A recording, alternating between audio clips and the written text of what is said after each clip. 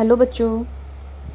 बच्चों, आपको जो कल मैंने पीडीएफ भेजा था उसमें आपका ये लास्ट टॉपिक है। ट्रिग्नोमेट्रिक फंक्शन का ये लास्ट टॉपिक है, ट्रिग्नोमेट्रिक इक्वेशंस। ठीक है बच्चों। ट्रिग्नोमेट्रिक इक्वेशंस क्या होता है? ट्रिग्नोमेट्रिक इक्वेशन होता क्या है? जैसे कि आपने इक्वेशन देखा है, हमने अलजेब्रा में इक्वेशन पढ़ा है, तो उसमें क्या होता है बच्चों? उसमें आपके जो वेरिएबल्स होते हैं उनके एक्सप्रेशंस होते हैं, ठीक है। लेकिन यहाँ पर हम बात कर रहे हैं ट्रिग्नोमेट्रिक इक्वेशन का। तो ट्रिग्नोमेट्रिक इक्वेशन क्या होता है?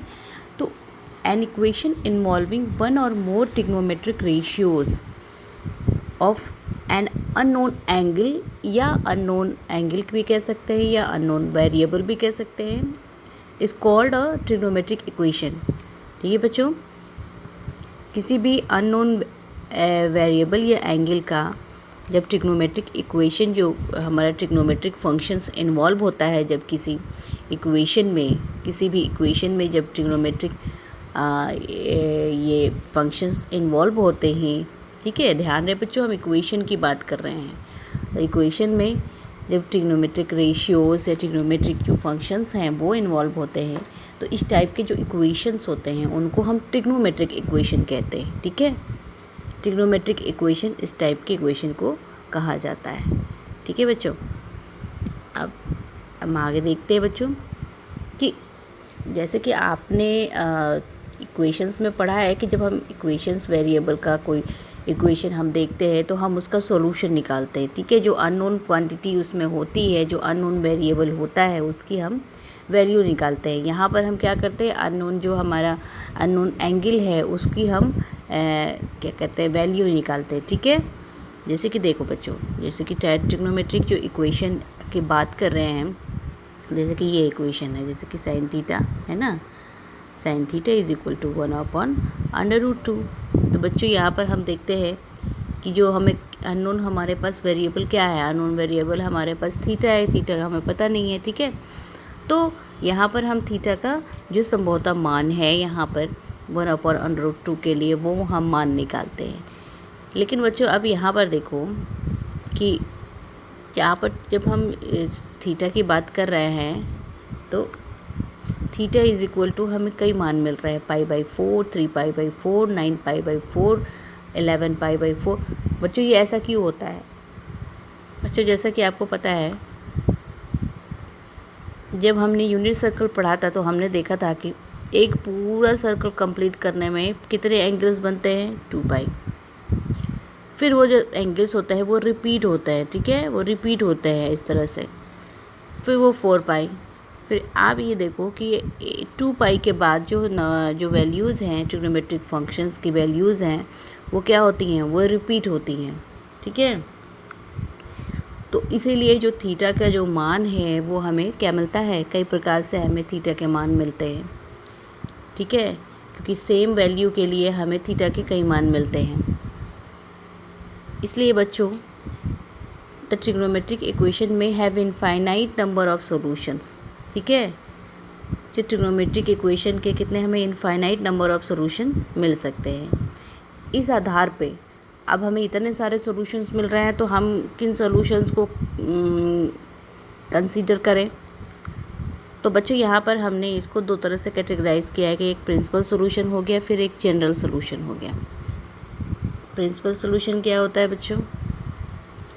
The solution of trigonometric equation which lie in the interval 0 to 2π is called principal solution. तो जो भी वैल्यू, जो भी एंगल की जो भी वैल्यू इस इंटरवल में आती है, इस इंटरवल के अंदर रहती है ना, इस इंटरवल में आती है, तो वो सॉल्यूशन, यानी कि वो जो थीटा की वैल्यू होगी उसको हम क्या कहेंगे, प्रिंसिपल सॉल्यूशन। ठीक है। और the expression involving an integer n which give all solution of a trigonometric equation is called general solution. तो expression involving an integer n जब हम जनरलाइज कर देते हैं, जैसे मान जो हमारे थीटा का जो भी मान आता है उसको हम जनरलाइज करके एक जनरल सॉल्यूशन निकाल देते हैं, तो उसे हम कहते हैं जनरल सॉल्यूशन, जिसमें कि n इन्वॉल्व होता है कि n का मान रखते जाएंगे और इस तरह से जो है वो मान निकलता जाएगा। तो उसको हम कहते हैं जनरल सॉल्यूशन। ठीक है। आगे देखते हैं बच्चों, general solution of the standard trigonometric equation.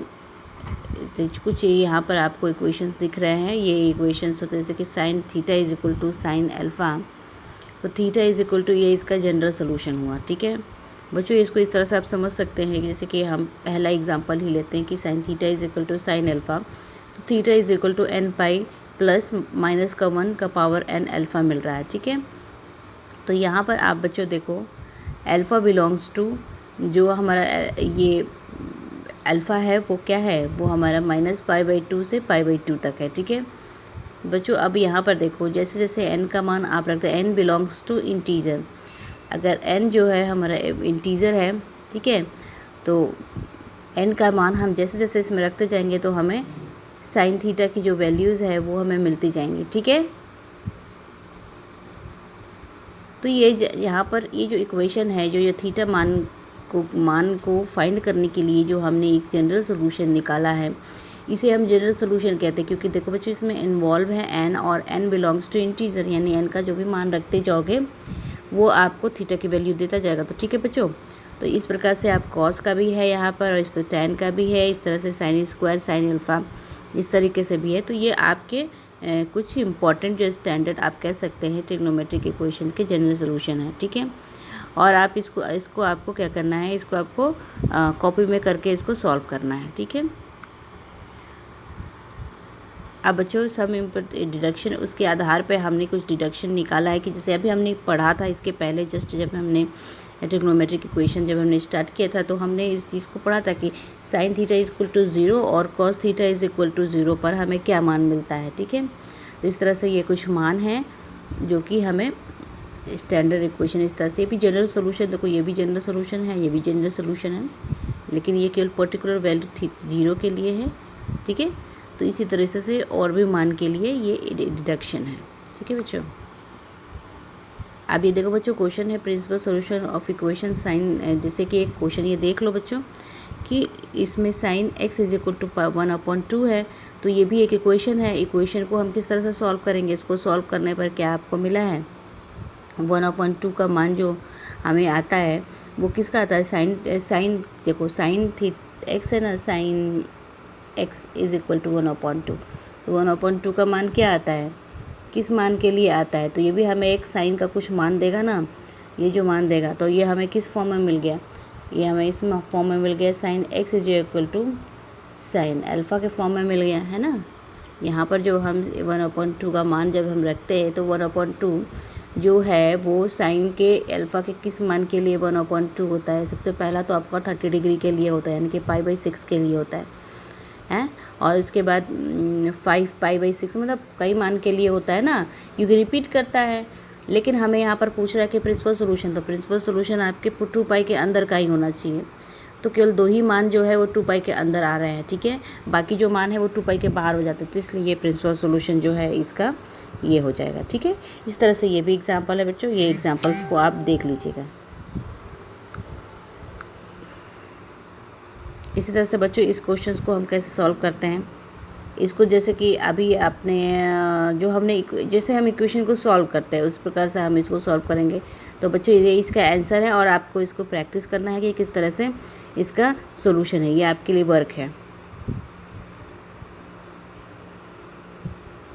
यहाँ पर कुछ टाइप्स दिए हुए बच्चों के इक्वेशन जो है कई टाइप के होते हैं, किस तरह से हम उनको सॉल्व करेंगे। तो जैसे कि पहला टाइप है आपका यहाँ पर कि फैक्टराइजेशन की तरह से हम इसको सॉल्व करेंगे, फिर reduction them in quadratic equation के फॉर्म में करेंगे, sum differences of trigonometric ratios in their product को ट्रांसफॉर्म करके हम उसको सॉल्व करेंगे, और विच फोर्थ है trigonometric which can be solve product in their sum of difference. ठीक है, तो ये कुछ टाइप्स है बच्चों, तो किस प्रकार से इसको सॉल्व किया जा सकता है। बच्चों इसका PDF मैंने ऑलरेडी भेज दिया है बच्चों, आपको इसको समझना है। ठीक है, ये एग्जांपल्स है जिसको कि आप सॉल्व कर लीजिएगा। ठीक है बच्चों।